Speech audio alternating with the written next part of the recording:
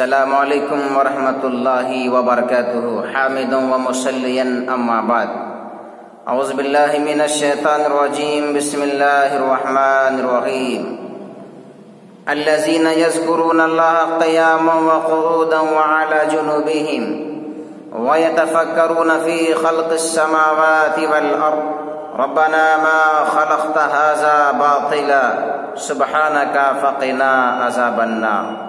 میرے اسلامی بھائیوں، آج میری گفتگو جس موضوع کے تحت ہونے والی ہے وہ ہے ماہ سفر اور توہم پرستی۔ ناظرین، انسان اس دنیا میں واحد ایسی مخلوق ہے جسے اللہ تبارک و تعالی نے بہترین شکل و صورت میں بنایا ہے، ساتھ ہی ساتھ عقل و شعور کی دولت سے بھی نوازا، جس سے انسان صحیح و غلط، حلال و حرام، جائز و ناجائز اور حق و باطل میں تفریق کرتا ہے، مشکوک و موہوم اور حقیقی و یقینی امور میں حد فاصل قائم کرتا ہے۔ یہی وجہ ہے اللہ تبارک و تعالی نے قرآن مجید میں ایسے لوگوں کی تعریف کی جو دنیا میں پھیلی ہوئی چیزوں میں غور و فکر کرتے ہیں اور بلا سوچے سمجھے کسی چیز پہ آمین نہیں کہہ دیتے۔ ارشاد ربانی ہے، الذین یذکرون اللہ قیاما وقعودا وعلی جنوبہم ویتفکرون فی خلق السماوات والارض ربنا ما خلقت هذا باطلا سبحانک فقنا عذاب النار۔ سورہ آل عمران آیت نمبر 190۔ اللہ رب العالمین نے فرمایا، اور جو لوگ اللہ کا ذکر کھڑے اور بیٹھے اور اپنی کروٹوں پر لیٹے ہوئے کرتے ہیں اور آسمان و زمین کی پیدائش میں غور و فکر کرتے ہیں اور کہتے ہیں، اے ہمارے پروردگار، تو نے یہ ساری چیزیں بے فائدہ اور بیکار نہیں بنایا، سبحانک، تو پاک ہے، پس ہمیں عذاب جہنم سے بچا لے۔ مگر انسان بسا اوقات غلط عقائد و نظریات اور باطل افکار و خیالات کا شکار ہو جاتا ہے۔ وہ انسان جو توحید کی تمام قسموں پر اعتقاد رکھتا ہے، جو یہ سمجھتا ہے اس کائنات کا خالق و مالک، روزی رساں اور پالنہار صرف اور صرف اللہ کی ذات ہے، اس کے علاوہ کوئی نفع نقصان پہنچانے پہ قادر نہیں، جیسا کہ اللہ رب العالمین نے فرمایا، وَإِن يَمْسَسْكَ اللَّهُ بِضُرٍّ فَلَا كَاشِفَ لَهُ إِلَّا هُوَ وَإِن يُرِدْكَ بِخَيْرٍ فَلَا رَادَّ لِفَضْلِهِ يُصِيبُ بِهِ مَن يَشَاءُ مِنْ عِبَادِهِ وَهُوَ الْغَفُورُ الرَّحِيمُ۔ سورہ یونس آیت نمبر 107۔ اللہ رب العالمین نے فرمایا، اور اگر اللہ تعالی تم کو کوئی تکلیف پہنچانا چاہے تو سوائے اس کے کوئی اور نہیں جو اس تکلیف کو ٹال دے، روک لے، ہٹا دے۔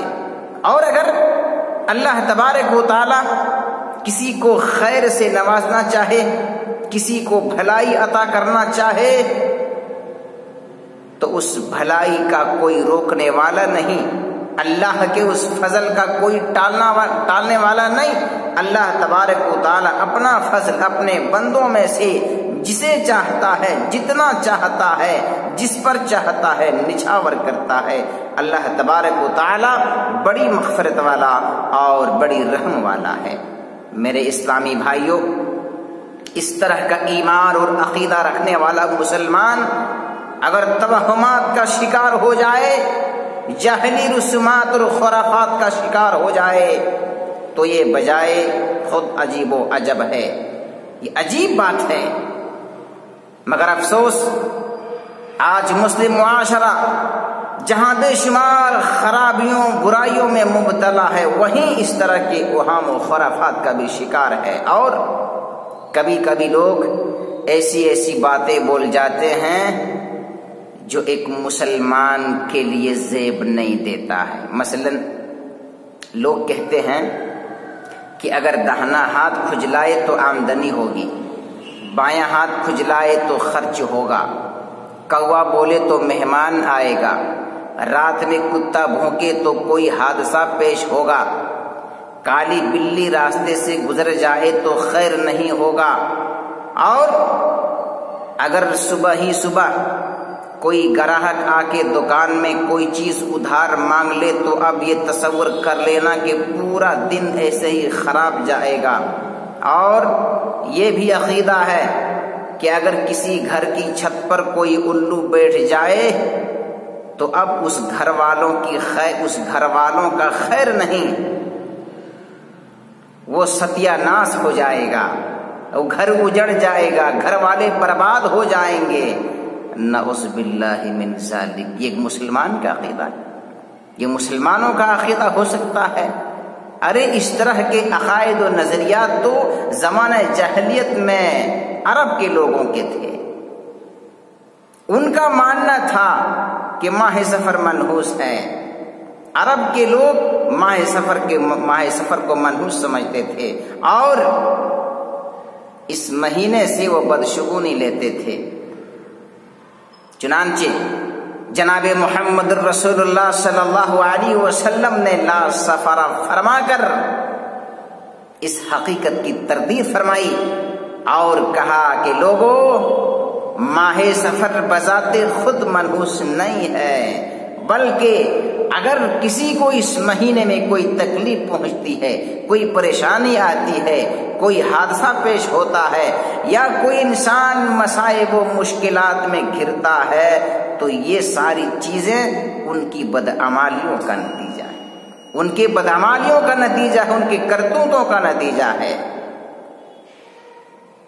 مگر افسوس دور حاضر کے مسلمانوں نے بھی ماہ سفر کو منحوس سمجھنے لگا، ماہ سفر کو منحوس سمجھتے ہوئے اس مہینے سے بدشگونی لینے لگے۔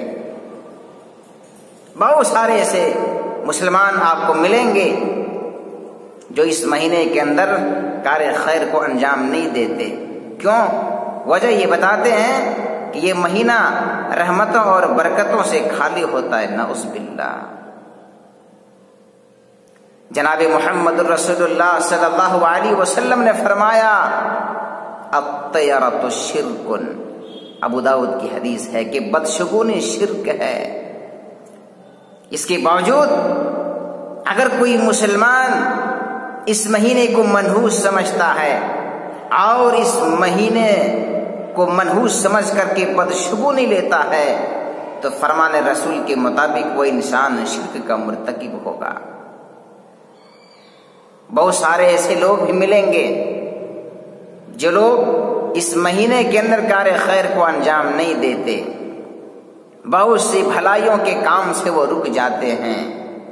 جناب محمد رسول اللہ صلی اللہ علیہ وسلم نے فرمایا من ردته الطیرۃ من حاجت فقد اشرک، مسند احمد کی حدیث ہے۔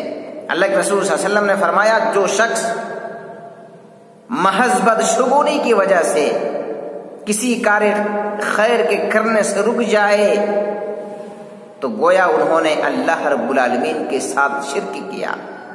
جس شخص کو بھی بدشگونی کسی کار خیر سے روک دے تو اس نے اللہ رب العالمین کے ساتھ شرک کیا، وہ انسان شرک اصغر کا مرتکب ہوگا۔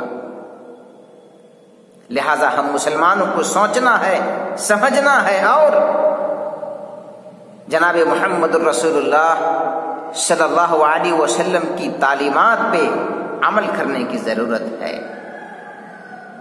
جناب محمد رسول اللہ صلی اللہ علیہ وسلم اچھا شگون لیتے تھے اور اسے پسند بھی فرماتے تھے۔ میرے اسلامی بھائیوں، یہی نہیں، ایک قدم اور آپ آگے بڑھیے۔ مسلمانوں کا عقیدہ، مسلمانوں کا ایمان اتنا بگڑا ہوا ہے جس سے آپ شمار نہیں کر سکتے۔ ہم اخبارات پڑھتے ہیں اور شوق سے پڑھتے ہیں، اس میں ایک کالم آتا ہے کہ یہ ہفتہ کیسا رہے گا، یہ ہفتہ کیسا رہے گا۔ میرے بھائیوں، اگر یہ کالم ایک ہندو پڑھے تو تعجب نہیں ہوتا، اگر یہ کالم کوئی یہودی پڑھے، کوئی نصرانی پڑھے، کوئی مجوسی پڑھے، الغرض کوئی غیر پڑھتا ہے تو کوئی تعجب والی بات نہیں ہے. لیکن اگر یہی کالم ایک مسلمان وہ بھی اینک لگا کر کے پڑھے تو اللہ کی قسم تعجب بھی ہوتا ہے اور دکھ بھی ہوتا ہے. ارے وہ مسلمان جس کے مستقبل کے حالات سے سوائے اللہ کے اور کوئی باخبر نہیں. جیسا کہ اللہ رب العالمین نے اعلان کیا قل لا يعلم من في السماوات والارض الغیب الا اللہ وما يشعرون ایان یبعثون. سورہ نمل آیت نمبر 65. اللہ رب العالمین نے اعلان کروایا رسول اکرم صلی اللہ علیہ وسلم کی زبان مبارک سے کہا قل اے محمد صلی اللہ علیہ وسلم آپ اعلان فرما دیجئے لا يعلم زمین و آسمان والوں میں سے سوائے اللہ کے کوئی اور غیب نہیں جانتا. یہاں تک کہ دنیا کے لوگوں کو تو یہ بھی خبر نہیں کہ وہ کب اٹھائے جائیں گے، مرنے کے بعد وہ کب اٹھائے جائیں گے لوگوں کو یہاں تک پتہ نہیں ہے. اس حقیقت کو جناب محمد رسول اللہ صلی اللہ علیہ وسلم نے ایک حدیث کے اندر اس طرح بیان فرمایا. صحیح بخاری کی حدیث ہے.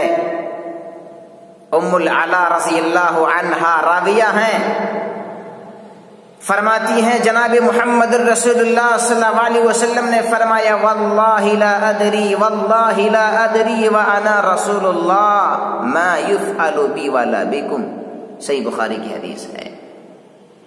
اللہ کے رسول صلی اللہ علیہ وسلم نے کیا فرمایا؟ اللہ کی قسم مجھے نہیں معلوم، اللہ کی قسم مجھے نہیں معلوم، حالانکہ میں اللہ کا رسول ہوں، اس کے باوجود مجھے نہیں معلوم کہ کل قیامت کے دن میرے ساتھ اور تمہارے ساتھ کیا کچھ ہونے والا ہے، میرے ساتھ اور تمہارے ساتھ کیا کچھ معاملات پیش آنے والے ہیں. اللہ کی قسم میں اللہ کا رسول ہونے کے باوجود مجھے معلوم نہیں. میرے اسلامی بھائیوں، اس کے باوجود اگر کوئی مسلمان کسی کاہن کے پاس جاتا ہے، کسی نجومی کے پاس جاتا ہے، کسی عراف کے پاس جاتا ہے، کسی کاہن کے پاس جاتا ہے، کسی رمال کے پاس جاتا ہے، تو آئیے حدیث رسول سے پوچھتے ہیں کہ ان لوگوں کے پاس جانا درست ہے یا غیر درست ہے. سیدنا ابو ہریرہ رضی اللہ عنہ فرماتے ہیں جناب محمد رسول اللہ صلی اللہ علیہ وسلم نے ارشاد فرمایا من اتی عرافا او کاہنا فصدقه بما يقول فقد کفر بما انزل علی محمد صلی اللہ علیہ وسلم. مسند احمد کی حدیث ہے، صحیح حدیث ہے. کیا بات کہی گئی اس حدیث کے اندر؟ جناب محمد رسول اللہ صلی اللہ علیہ وسلم نے فرمایا اگر کوئی شخص کسی نجومی یا کاہن کے پاس آئے اور آ کر کے اس کے پاس اپنے مسائل رکھے، اپنی باتیں رکھے، اپنے مستقبل کے حالات معلوم کروائے، فصدقہ بما یقول، اور اس کی کہی ہوئی بات کی تصدیق کرے، مانے، تو اللہ کے رسول صلی اللہ علیہ وسلم نے فرمایا فقد کفر بما انزل علی محمد صلی اللہ علیہ وسلم، تو اس نے دین محمدی کے ساتھ کفر کیا. کیا بنے گا ہمارے اور آپ کے ایمان کا؟ ہم کیا سمجھتے ہیں؟ نجومیوں کے پاس جا کر کے، کاہنوں کے پاس جا کر کے، عرافوں اور رمالوں کے پاس جا کر کے ہم اپنے ایمان اور عقیدے کو بچا لیں گے؟ اللہ کی قسم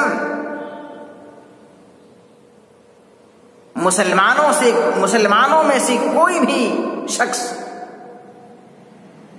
رمالوں کاہنوں کے پاس جا کر کے اس کی باتوں کی اگر تصدیق کرتا ہے تو ہمارے سینے سے ایمان کوچ کر جائے گا. دوسری حدیث سیدہ صفیہ رضی اللہ تعالی عنہا راویہ ہیں، فرماتی ہیں جناب محمد رسول اللہ صلی اللہ علیہ وسلم نے ارشاد فرمایا من اتی عرافا فاسألہ عن شیء لم تقبل له صلاة 40 لیلہ. صحیح مسلم کی حدیث ہے.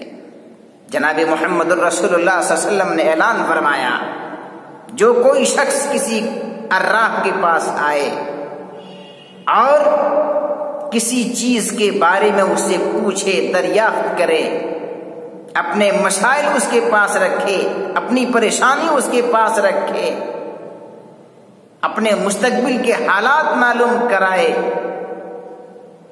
جناب محمد رسول اللہ صلی اللہ علیہ وسلم فرماتے ہیں لم تقبل لہ صلاۃ 40 لیلہ، 40 راتوں کی نماز اللہ تبارک و تعالیٰ اس کی قبول نہیں فرماتا۔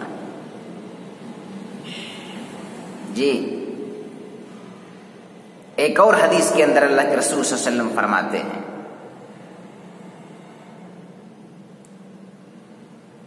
حضرت ابو درداء رضی اللہ عنہ راوی حدیث ہیں، بیان فرماتے ہیں جناب محمد رسول اللہ صلی اللہ علیہ وسلم نے ارشاد فرمایا لن یلج الدرجات العلی من تکہن او استقسم او رجع من سفر تطیرا، صحیح الجامع کی حدیث ہے۔ جناب محمد رسول اللہ صلی اللہ علیہ وسلم نے فرمایا کہ وہ انسان جنت کے بلند و بالا درجات میں داخل نہیں ہو سکتا جو علم غیب کا دعویٰ کرے، یا جو شخص ستاروں کے ذریعے سے اپنی قسمت کی باتیں معلوم کرے، یا جو شخص محض بدشگونی کی وجہ سے اپنے کسی سفر سے واپس لوٹ آئے، وہ شخص جنت کے بلند و بالا درجات میں نہیں جا سکتا۔ مگر افسوس آج کتنے سارے لوگ ایسے ملیں گے آپ کو جو ان عرافوں، کاہنوں اور نجومیوں سے رابطہ کرتے ہیں اور اپنے مسائل ان لوگوں کے پاس رکھتے ہیں اور طرح طرح کی باتیں کرتے ہیں۔ مثلاً کہتے ہیں کہ میں گھر بنا رہا ہوں، تو اس مہینے کے اندر گھر بنانا کیسا رہے گا؟ لوگ یہ بھی کہتے ہیں کہ میں شادی کر رہا ہوں، اس مہینے کے اندر شادی جو کریں گے تو اس میں خیر اور برکت ہوگی یا نہیں؟ لوگ یہ بھی کہتے ہیں کہ میں تجارت شروع کر رہا ہوں، کسی بھلائی اور نیک کام کے کرنے کا ارادہ کیا ہے،